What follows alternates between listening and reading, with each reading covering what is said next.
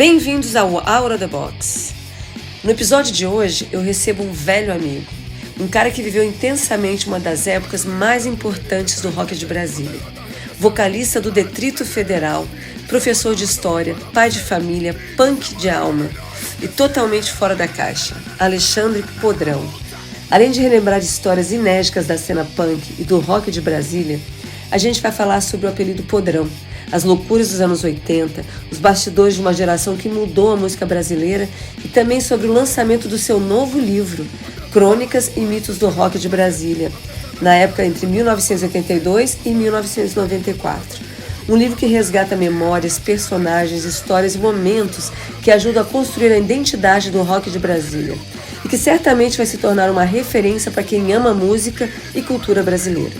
Então prepara o café, aumenta o volume e vem com a gente, porque o Out of the Box está começando. Hoje com Alexandre Podrão.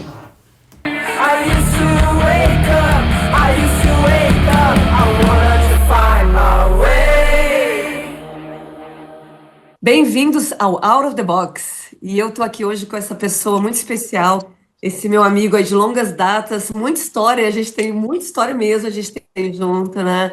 Eu vou receber aqui hoje o Alex Podrão. Obrigado, Simone. Bem-vindo aí a esse grande programa Out the Box. É isso mesmo, eu também sou fora da caixinha também. Acho sensacional esse tema que você escolheu para conduzir o seu podcast, Simone. E para mim é um grande prazer estar com você, porque nós somos amigos, realmente, como você diz, de longas datas. E Podrão, você falou aqui, a Simone, eu estou muito feliz. Tem muita gente que não sabe que meu nome é Simone, né? Você vê que é de longas datas mesmo. Eu não consigo até hoje chamar você de Ciang, Simone. Eu tento e tudo, porque eu faço toda a associação e entendo perfeitamente, que é uma coisa também antiga também. Mas assim, a gente se conheceu há tanto tempo, né, num momento tão mágico, tão bacana, que assim, a nossa intimidade de amigo era sempre pelo nome, né, ou pelo apelido mesmo, que já tá. O Podrão é uma instituição, né? Não tem como. São poucas pessoas que falam Alexandre. Só minha esposa me chama de Alexandre. E minha mãe. Quando tá brava. Quando tá brava. Mas assim, eu entendo perfeitamente. E a nossa amizade vem daí, né? Dessa intimidade que a gente tem aí como amigo já das antigas, bueiro do rock, né? Tempos áureos da cidade. Você lembra? Simone Def. Simone Def. Simone Def, aí sim. Até hoje me chama de Simone Def. Ele falou, não, você não é Simone Def. Simone Def, é por aí. Gente, eu e o Podrão, a gente tem muita história de uma época muito mágica, como ele mesmo disse, época de Brasília ali, anos 80, começo dos anos 90, que foi fantástico. Só quem viveu em Brasília sabe o que foi. Muita gente conhece Brasília, né? Acha que Brasília explodiu quando o Legião Urbana explodiu, o Capital Inicial. Eu já vi uma cena underground que mexia, que era um caldeirão aquela cidade. Era banda pipocando para tudo quanto era lado. Só quem vivia isso ali sabe.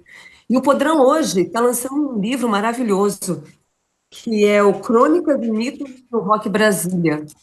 Né, Podrão? Da época entre 1982 e 1994. E esse livro deve trazer muitas histórias bacanas, que realmente foi a época que mais ferveu Brasília. Ele vai mostrar pra gente aqui, quem tá no YouTube pode ver.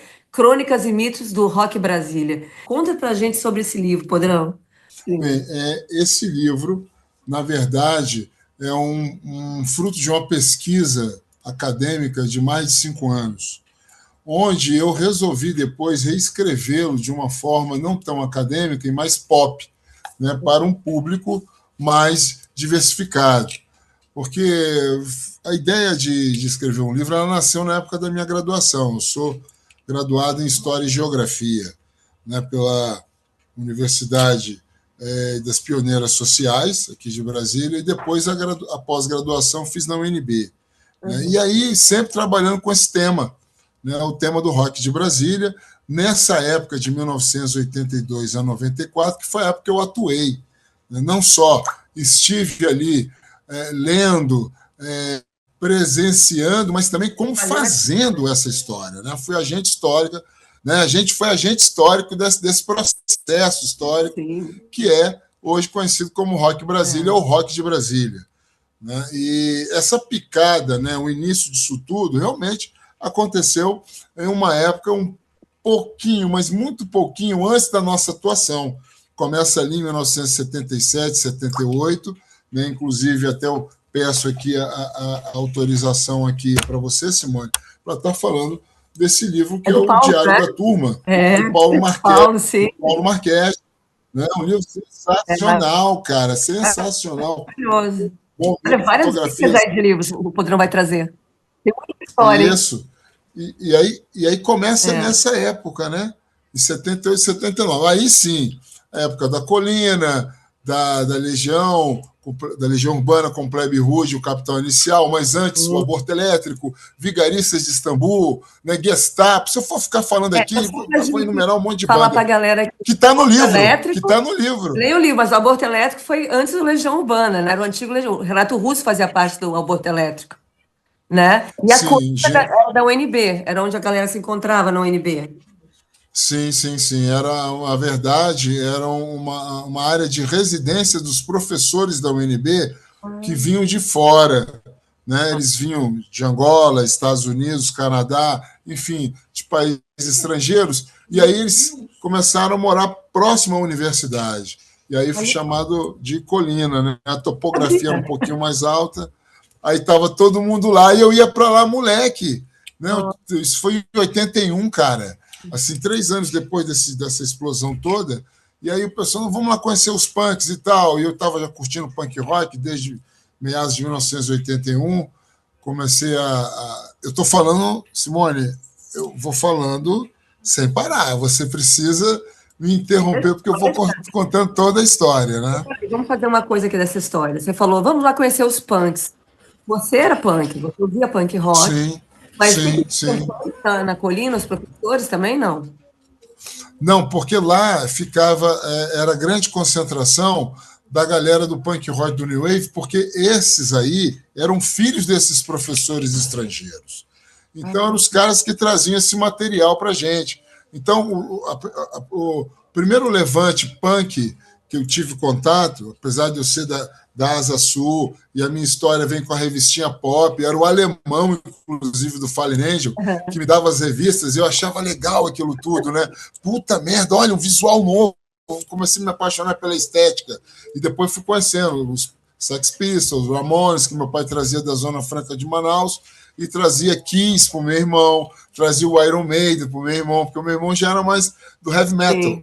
Então, assim, o primeiro contato que eu tive de união foi bem legal, porque foi sanguíneo. Porque a Lu, a minha irmã, ela tocou no SQS, né? E a Lu, quando eu morava Lembra? nos Estados Unidos, ela fazia parte do SQS, era vocalista. Então ela era daquela época meio dark, meio new wave. Então eu também tinha uma coisa, eu era muito metaleira. Eu lembro quando eu cheguei dos Estados Unidos de volta, eu vi um disco do Kid de Abelha. Eu peguei o disco e falei, o que é isso aqui? Aí a gente começou. Tchau, tchau, Paula Toller. Adeus, querida. Mas Muito isso era legal. muito bacana, essa época de reverência nossa. E que eu falo, Brasília era uma cidade que ainda não tinha uma identidade. E a gente chegou, você principalmente, que eu cheguei um pouco depois, né? Eu sempre fui de Brasília, mas morei fora. Eu voltei para Brasília em 86. E aquela cena bombando, nossa, eu estava no paraíso, né? Cheguei com minhas guitarras, já. Bom, a entrevista é com você, mas a gente está trocando uma ideia. Mas Sim, sim. a gente entrou com os pés nas portas, assim, derrubando tudo e dando uma identidade Tudo. para a capital do rock, que virou Brasília, né? Sim, sim, sim. Como você bem falou, né? A cidade ainda não tinha um perfil ainda Sim. artístico, porque a gente sai do processo de 21 anos de ditadura militar e a gente pegou isso, a parte moribunda da coisa, mas nós pegamos isso. 81, de 81 até 85, nossa, eu vi tudo. Eu vi como foi um negócio assim tenebroso, mas que serviu para formar esse ambiente todo com essa informação que vem de fora. Nossa disposição alucinada, porque Lembro, começa a redemocratizar tudo. Você falou, 86 é o ápice da coisa. o ápice. Né? Nossa, era muito... Liberdade total, a gente veio com força total. Foi uma Ai, loucura, me cara. arrepio, ó, de lembrar. Era bom demais. Também. Era bom demais. Era uma irreverência, era uma atitude, né? A gente Aham. era foda. Sim, sim, era foda. Fazia acontecer, né, Podrão? Porque o que eu falo, o Podrão como eu, a gente tem uma mente fora da caixinha, né? Eu tenho Sim, TDAH absurdo, já diagnosticada, mas a mente aceleradíssima, mas eu também. a gente combina muito, porque a gente não só fica acelerado, como a gente faz acontecer. O sonho virar realidade. Então, essa atitude a gente tinha muito naquela época, principalmente, né? De correr atrás, Sim, sim. não tinha nada. É, Acesso. executar. Eu lembro que a gente ficava na fila da Rock House ali esperando chegar o disco novo, sei lá, do Ozzy, do Iron Maiden. Não tinha internet, não tinha nada, gente. Então a gente criava muito, a gente não tinha o que fazer em Brasília. E isso era muito interessante, né, Simone? Porque, como você bem disse, pegava-se um disco, seja na Rock House ou de alguém que trouxe da Zona Franca de Manaus ou da gringa, enfim, pegava-se esse disco, 40 gravavam, porque 40. não tinha.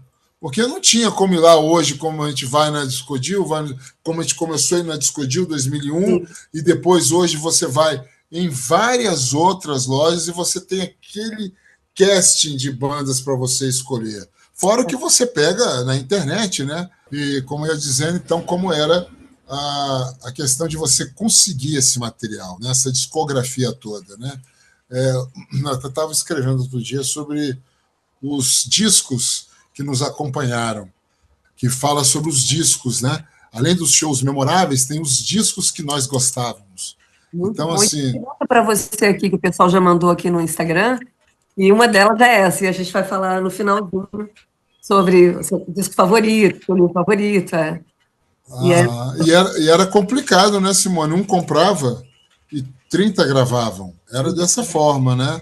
era Pode muito falar. bacana, porque essa coisa de todos gravavam era quando a gente se unia na casa de um, na casa de outro, ou nos lugares, tipo, você falou no bueiro, trocava demo. E é uma coisa que não existe mais, né, Podrão? Hoje, com a internet, com as redes sociais, a galera meio que se afastou e a gente só conversa online. Antes não, antes a gente tinha essa coisa, né, de se Da encontrar. interação, né? Da interação. Porque a construção realmente do nosso movimento, ele foi presencial, cara. É, Presencial. É o que eu falo para a garotada hoje em dia, para os meus alunos, para os meus filhos. Né? O presencial é que constrói o espírito da coisa. Essa coisa de você ficar online, tudo bem. Você tem um lado tecnológico, mais rápido, a logística, o acesso, ajuda bastante. Mas somente o presencial é que dá espírito, que dá forma a qualquer tipo de movimento artístico. Isso é o que eu sempre falo. e te faz ficar feliz. Porque hoje em dia eu vejo que existe um vazio muito grande nessa garotada. Quanta gente com depressão, né? É a falta de Sim. De contato. um abraço, né? De um abraço, pô, de pegar. E aí, cara, até discutir, gesticular, tudo faz parte dessa construção, né? Faz. Mas deve ser a época deles agora também, né, Podrão? A gente não. É, A coisa vai. E assim é a já me, vida. já me falaram isso também. Falaram, você tem que começar a entender que hoje é uma nova era, cara. É É uma uma nova nova era. Você que tem que ter a interatividade com isso, porque companhia. eles estão no meio deles. Eles estão no É, meio deles.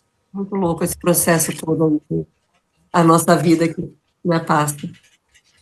Mas, Podrão, Pois olha, é, eu vou falar do diga. livro. Esse livro maravilhoso. Por que você falou entre 82 e 94? Né? É, Eu estava falando, além de ser a data da minha atuação, na minha pesquisa, eu considero a verdadeira era de ouro do rock de sim. Brasília. Essa é a percepção do Alexandre Podrão como historiador do rock, como agente histórico do processo, né, que vivenciou na sua expertise, como, né, fundador e líder de bandas de rock, né, que foi primeiro com Detrito, né, eu, Cascão, Bosco e Mila, e depois o BSBH, né, que aí era eu, o Bosco, o Piolho e o Marcelo Reco, que Deus o tenha, porque ele faleceu. Piolho está morando em Fortaleza. Piolho hoje tem 2 filhos, continua no rock and roll e ele mexe com oceanografia. Então é Legal. mergulho, tal, aquela filmagem, leva o pessoal para fazer um turismo submarino, aquela coisa toda. Desde quem não sabe, o Piolho era o baixista Era o e baixista, né? Um moicano de 2 palmos verde. de 2 palmos, e com a mãe dele pagando sapo para ele todo dia. Vai estudar, vagabundo. E ele faltando escola, não podia gravar, não pôde gravar. Você imagina que a dona Marli ligou para minha mãe, cara, falando assim: o Piolho não vai gravar com eles. Eles estão indo para São Paulo. Eu sei de tudo, mas o Piolho não vai. E pediu, me fez prometer para ela, de frente para ela, eu, Bosco e Marcelo, que o Piolho não iria gravar o Ataque às Horas do Poder, que foi o grande disco que deu origem ao rock de Brasília, mas o lado mais underground. Foi antes de vocês, do Pus, foi antes de todo mundo. Né? O Ataque às Horas do Poder pela Devil Disco. A gente, de um lado, é no split. O BSBH de um lado, e do outro lado era o Stutzeption von N, lá do Gilmar, que hoje tem o ARD. Era o início de tudo, cara. Depois veio a história toda. Em 82, eu começo, né, aquele garoto, né, minha mãe chamava eu de Punk Mirim, que eu tinha 12 anos de idade, me chamava de Punk Mirim. Né? Eu não aceitava Alex Podrão de jeito nenhum. O nome, as pessoas perguntam, talvez seja curiosidade, pode ser uma pergunta dos nossos.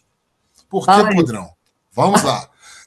Então, em 1981, eu conheci a banda Sex Pistols. Fiquei apaixonado pelo Johnny Rotten no visual dele, a estética dele, né? Como ele cantava, a performance dele. Só que eu sempre fui um menino um pouco mais avantajado, né? E aí a galera, na época, o Babu, acho que você deve ter ouvido falar muitas vezes, do Babu, que tocou até no Distrito Federal já no final, o Peter Perfeito, isso, Diamante Cor-de-Rosa. Inclusive, eu tive minha primeira banda de punk rock, Simone, com ele. Em fevereiro de 1981.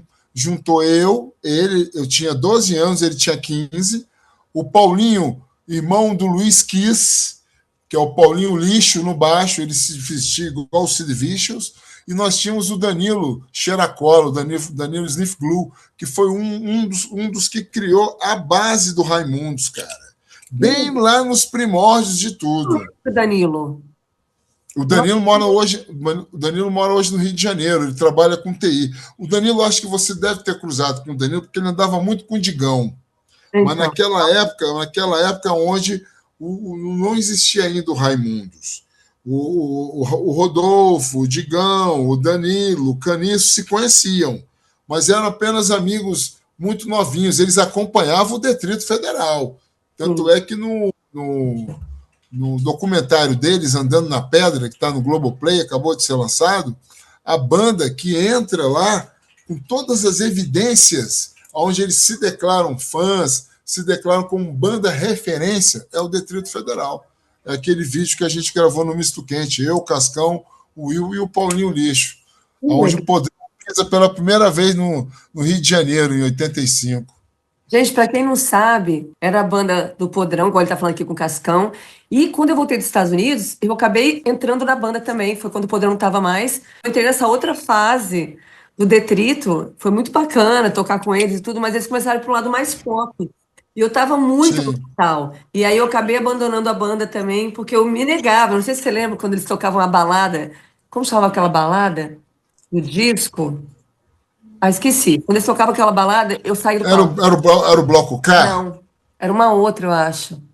Ah, não lembro. Lembro que tinha umas baladas mesmo. Na época era tão antiga que toda balada... Pois, eu imagino como tem te incomodado. Eu falei, cara, Simone ali, meu... aí eu saí, quando estava estourando a banda mesmo, eu saí fora e fui fazer o Autópsia, que era uma banda bem metal, só de meninas, né? E depois entrei pro público. Eu falo do Autópsia, falo sim, claro. Até daquele grande show que a gente toca junto lá no Futs. Lembra? Lógico. Que aí os carecas aparecem lá, com aquela primeira grande confusão. Com adrenalina aquele show, foi? Produção de Marcão Adrenalina. Sim. Exatamente, nosso saudoso Marcão Adrenalina. Nossa, aquele ali trouxe várias bandas boas pra gente, inclusive Pink Floyd. O Marcão foi o grande padrinho, né, Simone? O Marcão é o padrinho do Detrito, padrinho dos Filhos de Mengele. O Marcão foi padrão do Aço Blindado, outras bandas que não tiveram Quanta tanta. banda bacana, né, tanta Cotão? Quanta banda bacana. sim, sim. E ele é o autor de Desempregado, né? De Se o Tempo Voltasse. É o Marcão, cara. São deles, Mas é verdade. dele, é dele, é dele. Ele que faz a letra e faz a música junto com o Wilson Ponce, que tocou uma época no Detrito, antes de você. Né? Aquele show lá do Misto Quente, lá na praia, né? A música é dos dois, a parceria é dos dois. E o Desempregado é totalmente do Marcão Adrenalina. Podrão, então conta aí o porquê do podrão, vamos. Tinha essa coisa meio aficionada pelo Johnny Rotten, né? E uma certa vez eu fui a um show, né? Um pouquinho antes do Rock in Rio 1, que eu também estava lá, eu fui a um show e eu pogava e me jogava no chão, aquela coisa toda, e fiquei muito sujo de lama, de pó. Você lembra que Brasília era poeira, barro vermelho para todo canto, né? O chamado cambissolo, que o geógrafo fala, que é o barro vermelho, para todo canto. E aí, bicho, eu cheguei em casa, minha mãe, peraí, meu irmão, onde você andou, cara? Você estava se limpando no chão de Brasília? Onde você andou? Parecendo uma coisa mais podre, coisa mais aputrefada. E Johnny Rotten, Joãozinho Podre, eu grandão. Aí eu, porra, cara, o apelido é seu. Alex Podrão. E pegou geral, achei aquilo maneiríssimo. E o nome vem desde 1982, né? Bacana. Apesar da minha mãe não gostar muito, mas ela sabe que virou uma instituição. O nome hoje é uma instituição. O Podrão foi um cara, assim, muito marcante, sempre foi na cena de Brasília, hardcore, punk rock, né? Muita atitude. O Podrão no palco, cara, só dava ele, aquela voz gutural, cantando, assim. Realmente, Podrão, você é um cara que tá na história, assim, de Brasília. Com certeza. Né? Muito bacana esse nosso reencontro aí, quando eu estive em Brasília agora uns meses atrás. Né? Que eu quase Sim, fui fazer entrevista com você. mas eu não ia deixar, Simone. Eu ia atrás de você, cara. Eu falei, cara, eu tenho que encontrar com ela, porque tá se tendo esse momento, né? Tá se fechando um ciclo legal, né? A gente está todo mundo agora com essa possibilidade de fazer nossas coisas, todo mundo trabalhando com as famílias. Nós estamos numa energia, numa vibe muito maravilhosa, bicho. Agora é a nossa vez de fechar isso tudo com tranquilidade, com leveza, né? A gente passou por vários momentos, né? E vai, vem, vai, mas estamos aqui. É isso aí. E a maturidade, né, Podrão? A gente passou por tanta coisa, a gente sobreviveu muita coisa, e a gente está aqui, maduros, com uma bagagem incrível, uma história que só a gente sabe que a gente viveu, que dá essa base para quem a gente era. Agora eu queria falar com você uma outra coisa, Podrão. A gente vai falar depois onde acha o seu livro, que vai ser lançado dia 25, é isso, de junho?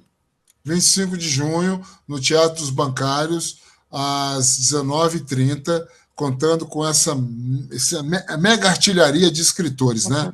Porque, acabamos de falar, né? Vai desde o Paulo Marchetti, passando por mim. Tem o Paulo Cauim, que eu falei pouco sobre ele, mas assim, só para pegar 2 segundos aqui, ó, do Rola Pedra.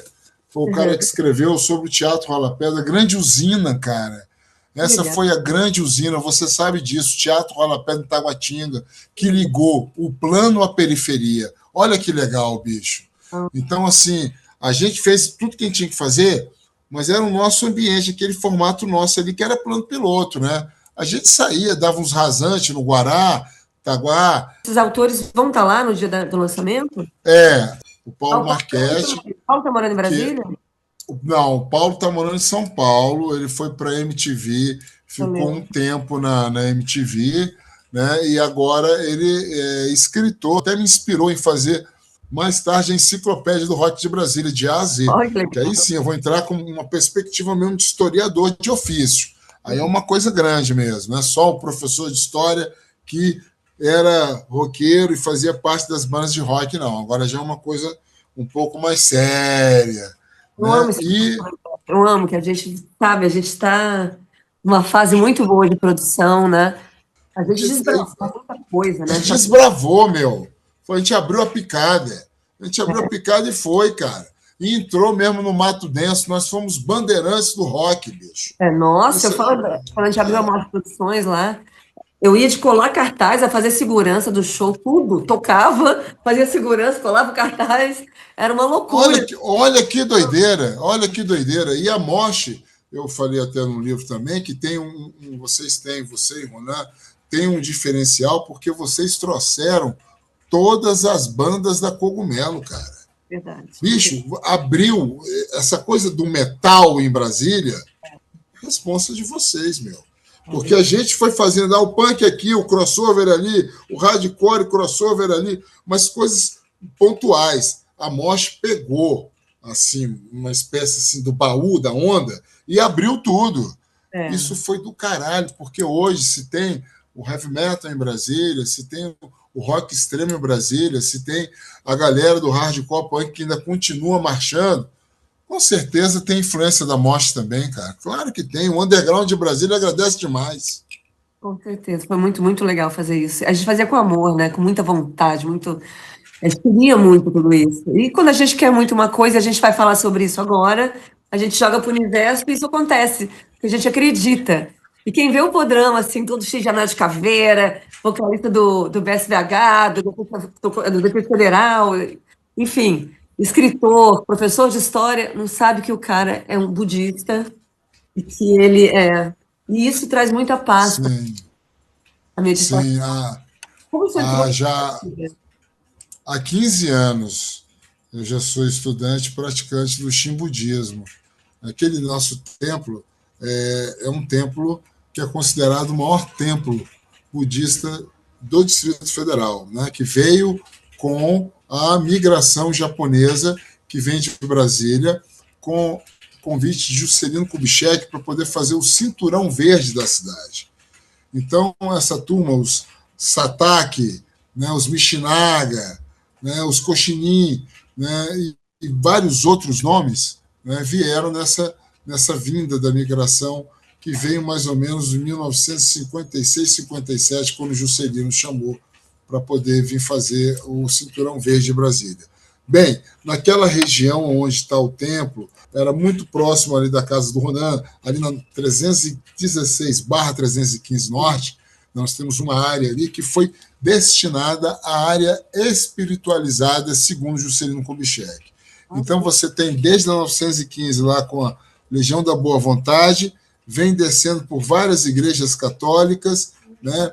E hoje, ali na W3, algumas outras denominações pós-pentecostais, né, da igreja evangélica, dos antigos protestantes, ali também na W3, ali na 700, e aí pula para 300 e vem o templo Shinbudista, que foi o segundo templo, né, porque o primeiro foi aqui em Taguatinga, em 1960. Aquele foi fundado em 61. Então, né, você falar e não conhece Brasília, fala, mas que tanto número ele está falando? Cara, pessoal, desculpem-me, mas Brasília, como Simone está falando, é a cidade da cartografia numerada. O seu Oscar Niemeyer, ele não popou, bicho. Ele parece que fez um jogo lá. É tudo número. Brasília não tem número. Tudo número. A Avenida Outra, Avenida não sei. Não. É tudo a 304, 416, é tudo por números. E misturando com letra, né, Simone? Porque é o SQS, é o SQN, é o SCS, é o S. Hoje eu estou aqui na CSB, aqui em Taguatinga, CSB 8. Olha só o tanto de coisa, né? Pegar a cartografia do pessoal que está em outros lugares, outros estados, ou fora do Brasil, né, que estamos ouvindo agora, para poder entender essa cartografia numerada e com letras, né? Letrada e numérica. Cara, é uma doideira. Não tem lugar nenhum do mundo, viu, bicho? Eu já procurei. E ainda foi feito como se fosse um avião, né? Que vê de cima, você vê o plano piloto, é um avião. Então é uma cidade que foi toda planejada, essa nossa cidade linda aí, né? Nossa, de uma roça, como um dia você falou para mim, para o planejamento mais modernizado do mundo. É sensacional isso. Um avião, outros veem uma cruz, né? O Juscelino era um cara espiritualizado, mas ele queria, mas o Oscar Niemeyer queria fazer realmente como um avião na sua viagem, das suas curvilíneas. Cara, É. muito louco tudo isso. Não, e a Maravilhoso. energia, né? Brasília tá bem alto, assim, e muitas cachoeiras em volta, a Chapada dos Veadeiros é do lado, dentro de Brasília, várias cachoeiras. Então, a gente está fazendo um turismo aqui de Brasília, mas quem não conhece Brasília, principalmente procurar alguém lá de Brasília para te mostrar as belezas da cidade. E dá um livro, né, Simone? Dá um livro para alguém, algum historiador, antropólogo, enfim, um especialista, seja de qual área, para poder montar isso, as cidades dos números e das letras. Sim. Mas então o budismo e a meditação trouxeram para você uma paz, quando você medita, você sente que você. E para mim muda tudo. Depois que eu medito, meu mundo é de outra cor, assim. Porque eu sou muito É, agitada. Simone, eu comecei. Na verdade, a gente vai ao templo, eu acredito que você foi também nas famosas festas do Buda, Sim, muito na né? cultura Na japonesa. nossa quermesse, né? Que É. na verdade, tem um nome, o Bon Dori. O Bon Dori significa festa da primavera. Começa com a festa da primavera lá no Japão, né? E a Índia também comemora também um festejo que é, na verdade, após o nascimento do mestre Shakyamuni Buda, que é quando ele vai seguir a sua adolescência fora do palácio, fazendo renúncias dentro de uma floresta de uelva. Então, o Bon Odori é justamente nesse momento, a primavera do Japão, porque a escola Shin é uma escola japonesa do Shihan Shonin, né? Shihan Shonin, que era o mestre, que é o fundador dessa nossa escola. Então, o budismo Shin ele é totalmente no Japão praticado por 68% da população, né? Então, vem com esses migrantes. E aí você perguntou para mim, para a gente tentar abreviar o máximo, porque se eu for falar é muito Ainda mais longo, essa né? história. E a gente gosta de falar, a gente Eu adoro história. professor de história, e eu também, há 32 anos, minha amiga, dentro da sala de aula, é o tempo todo Tô indo para o falando, é o tempo Japão, todo Paulo falando. Padrão, agora. A gente está indo para o Japão, que é o sonho da minha filha de 15 anos, que aqui o sim, né, quando faz 16, é a grande festa de 15 aí, da menina, que é o de 16. Ela falou, mas eu não quero festa, eu não quero nada, eu quero ir para o Japão. Ela ama a cultura japonesa, ela é uma artista, né, desenha todo anime, e ela quer ir para o Japão. Há 3 anos atrás, quase tive essa oportunidade também de ir pelo templo e também pela Universidade de Tóquio, Bacana. né? Eu cheguei a fazer uns contatos bacanas, o monge também me ajudou muito, mas aí vieram outras interferências do lado profissional, na área aqui docente, alguns convites para poder trabalhar com oficina de música e oficina de podcast dentro da escola onde eu atuo, né? Então eu saí de sala, já tem uns 3 anos, mas quase indo para 3 anos que eu saí de sala para poder tocar esses projetos. Isso bagunçou um pouco a coisa, mas também é um desejo meu e acredito que os meninos aqui também, porque eles são muito aficionados na cultura japonesa, o anime, o Nossa, mangá, que é, né? Como eu era também, eu comecei com o Speed Racer lá naquela época atrás, né? assistindo Demon Slayer com ela, sou viciada no Demon Slayer, muito bom. É fantástico, né? Fantástico. E aí, desses Fala. 40 anos indo com a família, e tendo muito com o pessoal das quitandas ali da nossa quadra, aquela coisa toda, a quermesse nossa, que é um espetáculo, eu tive, em 1989, um insight mesmo, de entrar na nave, subir na nave. Eu lembro direitinho, foi na época que caiu o Muro de Berlim. E Aham. aí eu falei, cara, eu preciso conhecer essa nave, porque eu conheço todo o terreno, conheço toda a estrutura, já namorei com muitas japonesas, mas eu não conheço lá a nave, eu tenho que conhecer a energia do Buda. E aí eu fui convidado por um japonês e entrei, e dali em diante mudou toda a minha vida. Comecei Onde, muito Ana? devagar. A nave fica no templo, mas é na parte superior, né? Então tem as pagodas, né, que a gente chama aqueles dois chapéus, é na segunda pagoda, no interior. A gente normalmente conhece os arredores, né? A É, festa, os cursos sim. que acontecem embaixo, aquela coisa toda, né? Até o primeiro momento, que é onde é feito os cursos hoje em dia para introdução ao budismo. Mas a nave fica em cima, então você sobe uma escada. Deu uma mudada lá. Você, quando esteve aqui agora, eu acho que você não chegou aí lá, porque a Foi, sua vinda foi meio rápida.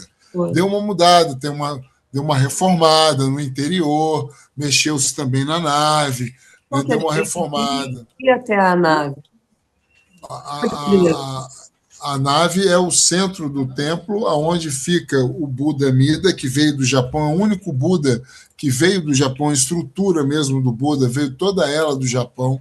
Em todo o continente americano não tem nenhum templo que tenha essa imagem do Buda, o Buda Amida. Amida é um. Nós temos mais de 1000 Budas. O Shakyamuni Buda ele é considerado o Buda histórico, porque ele realmente existiu.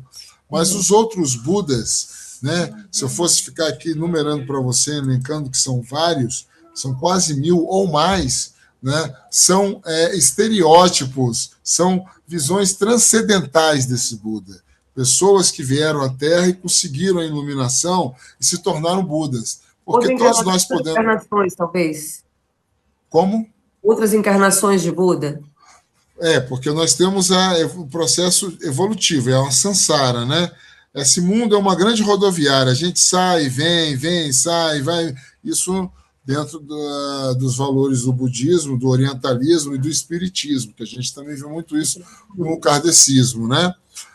Não tanto dentro das religiões ditas cristãs, porque a gente pode discutir o que é esse nome cristão para evangélicos e católicos durante a história da humanidade, né? E até no presente momento. A gente vê exemplos horrorosos. É mais exemplos horrorosos. Religião, não religião, do que Deus em si. Né? Sim, perfeito. E aí, então, nos 1000 Budas, então você tem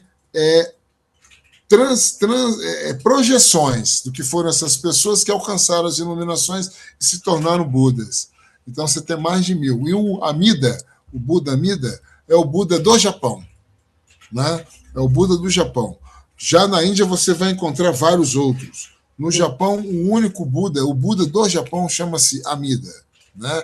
Amida Norai, o bem-aventurado Buda Amida.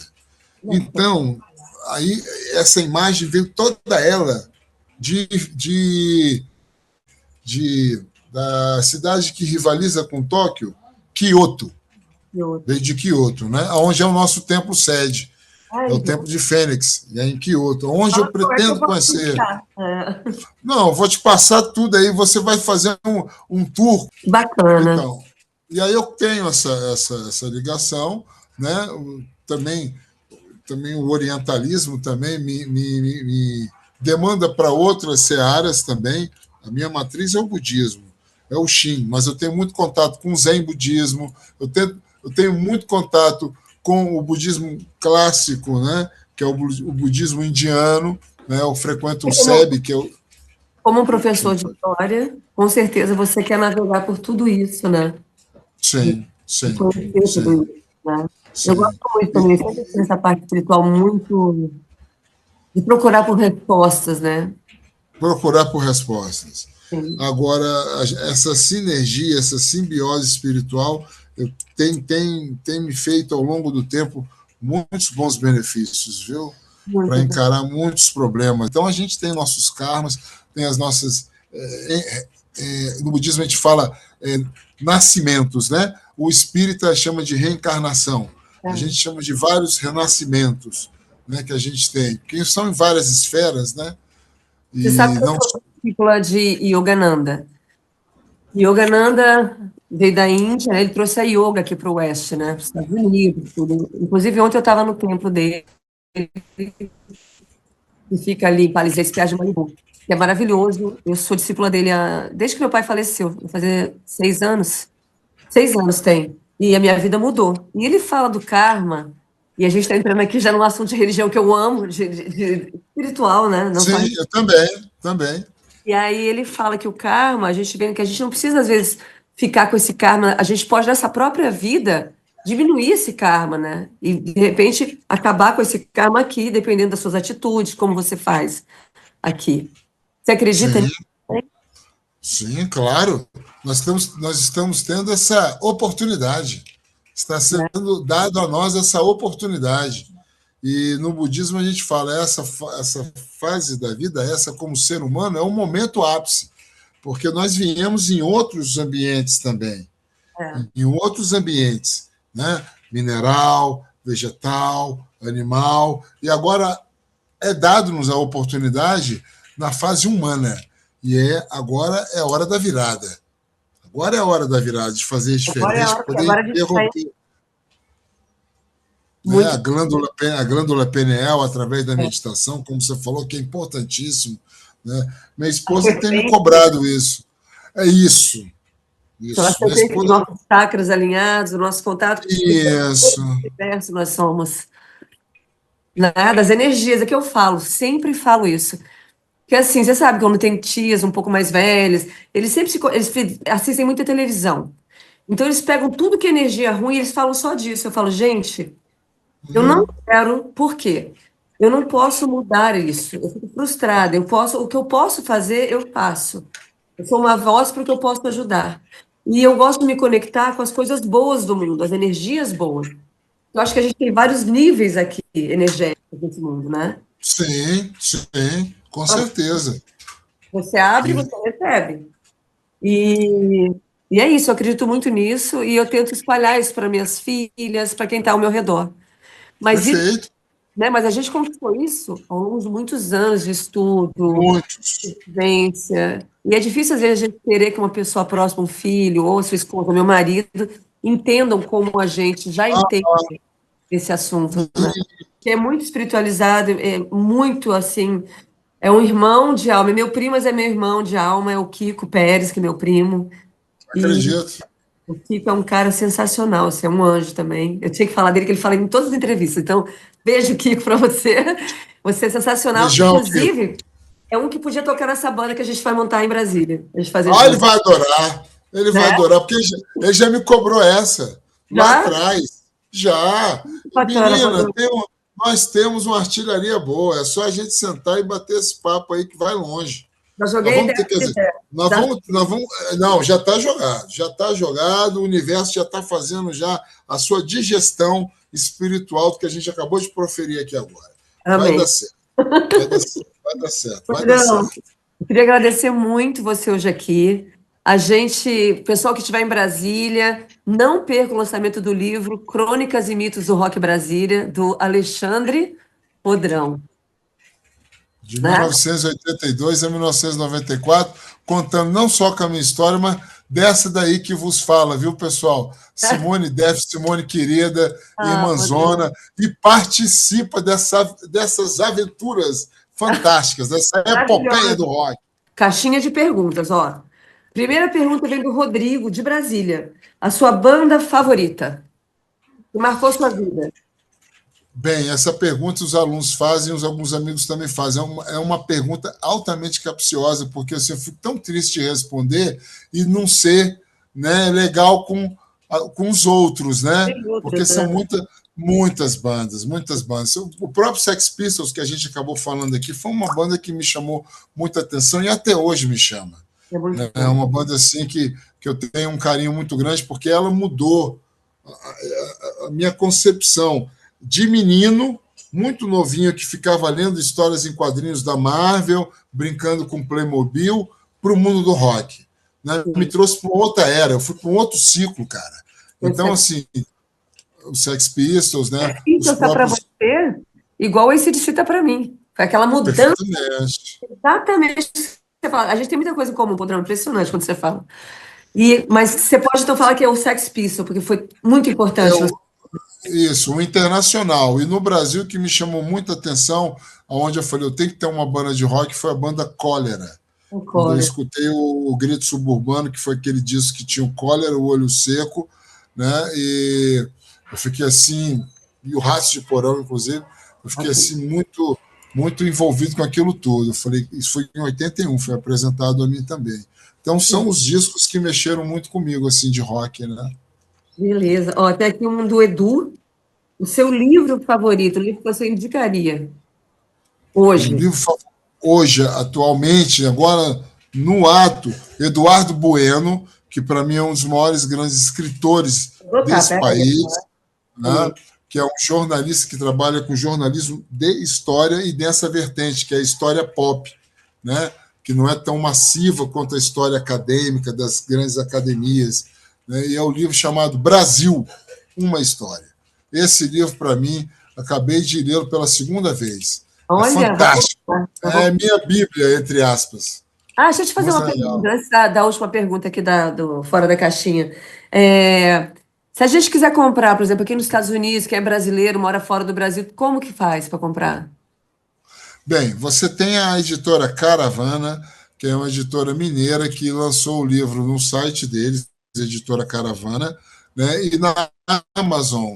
Eles passaram para a plataforma da Amazon. Tá. Agora, se quiser também dar uma força aqui para o professor, músico e escritor, pode entrar em contato comigo, deixar lá no Instagram direitinho, né, o contato, que eu vou atrás da pessoa e mando para ela, com Aí, certeza.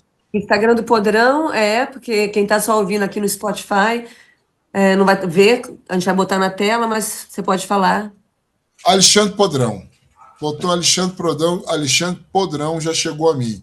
Né? E Bom, pelo próprio Detrito Federal também, né? Que tem um Instagram do Detrito, mas o Alexandre Podrão é mais direto, né? você está com o Distrito Federal ainda fazendo show. Sim, a gente vai até tocar agora, dia 28, aniversário de Valparaíso. Pô, que Né? E legal. eu tô indo para o Rio agora para participar de uma feira também poderosa, que é a maior feira de vinil do Brasil. É a Olha, Feira de Vinil do Rio de Janeiro. E bacana. lá eu vou estar armando com circo também, para poder fazer o detrito lá também. A gente está tocando aí, cara. Pô, a A dor gente está faz show, nativa? cara, na ativa total. Ah, você tem que Simone, tocar. se liga, é claro. E Legal. eles estão aceitando tudo, cara. É impressionante. Tá tendo show de sexta a domingo, de bandas grandes, bandas médias e bandas pequenas. Agora, esse final de semana, vai ter o Gordo lá, o Ratones, que é aquele projeto dele que ele toca só música brega. É mó barato, é muito engraçado. Que legal. Muito doido, bicho, Ah, muito esse cara doido. é Ele figura. interpreta só Valdir Soriano, o Gente, Calbi que demais. Peixoto, Nossa, muito Sidney bom. Magal. É muito louco, muito louco, muito Muito louco. bom, que legal. Com aquele outro grande ícone também da música alternativa, eu acho que aquele cara também é uma figura bem legal, é o Rogério Skylab. Sabe o Rogério Skylab? Sei, sei. Também vai estar lá com ele lá, cara. Olha só que dupla louca, bicho. Gente, que legal, Isso é Padrão. bem legal. Ele tá tocando, pô, eu não sei se você vai conseguir. Eu vou tocar dia 22 lá no Arena Rock, é um lugar pra vocês tocarem o Detrito. Muito legal. Ele fica na cobertura das grandes galerias lá, da Galeria do Rock de São Paulo. E eles estão fazendo muitos shows, vou te passar aí a Selma. Quem sabe vocês Por não vão. favor. Pois é, a gente está precisando melhorar essa nossa relação com São Paulo, Vou falar pra ela. porque a gente Vou está falar pra sem ela. contato. Rola uma coisa aqui, já rolou 2 shows lá, mas foram 2 shows muito pequenos, só dentro da cena punk, entendeu? Então, tem que Seria tocar legal lá. isso dar uma ampliada, porque o Detrito tem uma memória afetiva muito legal no Rio, em São Paulo, nessas grandes capitais, né? E a Dá para Arena fazer Rock uma tá coisa junto boa. com a 89 FM, então é uma coisa bacana pra vocês ali, sabe? Que A legal. 89, a 89 está aqui em Brasília, você sabe, né, Simone? Através da 100.5 FM, 89 já está atuando aqui em Brasília, já tem quase 2 meses.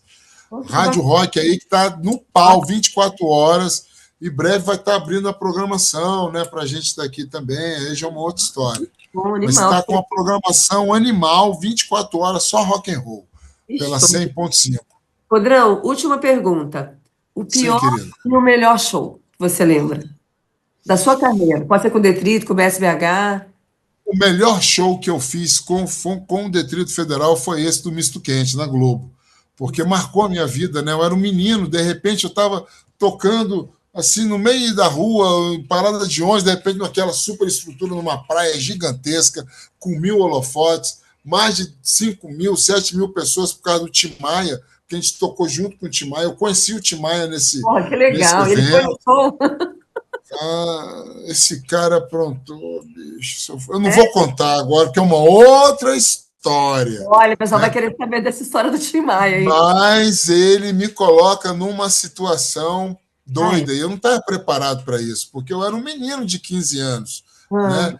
E ele já, naquela onda toda, e fala: aí, garoto, vai ser o primeiro da sua vida. Eu falei: cara, nossa. já deu para pegar aí, mais ou menos, Tá, né? tá.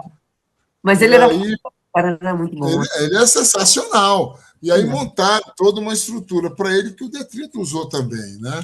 Junto com o Robertinho de Recife. Então foi uma noite muito mágica. Foi muito legal esse dia. E o pior show que você lembra, assim? Bem, vamos lá. O pior show que eu fiz foi aquele show que você sabe. Que a gente passou por aquele fiasco louco na casa do Piauí, com o Morbid Angel. Aquele foi o pior da minha vida, Simone. Aquela doideira foi muito louca, aquilo ali, bicho. Muito doido. Até hoje eu lembro, caio da cadeira de tanto rir. Mas assim, é pior porque a gente não conseguiu fazer. Né? Na época, né, o Eric Derraz em cima, muita pressão, muita tensão. Então, assim, teve aquela coisa. Mas hoje também, mesmo por sendo pior, por não ter sido executado na parte profissional da coisa, eu acho que me traz uma memória engraçada, uma memória assim, sabe?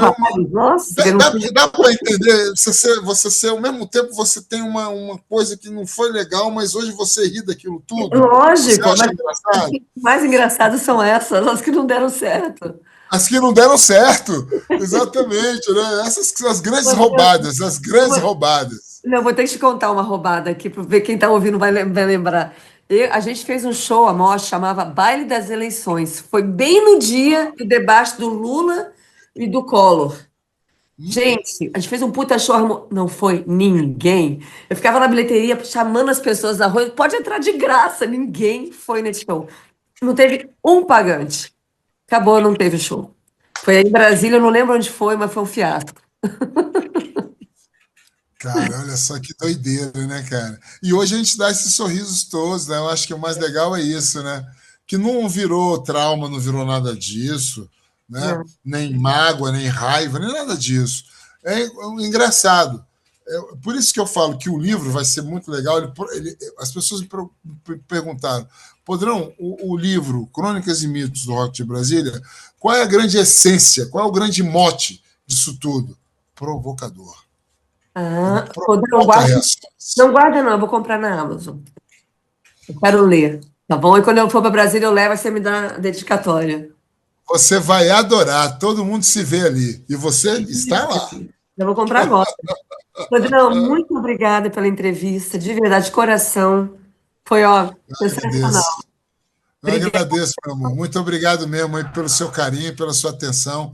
E estamos juntos nos projetos. Depois nós vamos conversar em off aí. Boa sorte no lançamento, viu? Parabéns. Obrigado.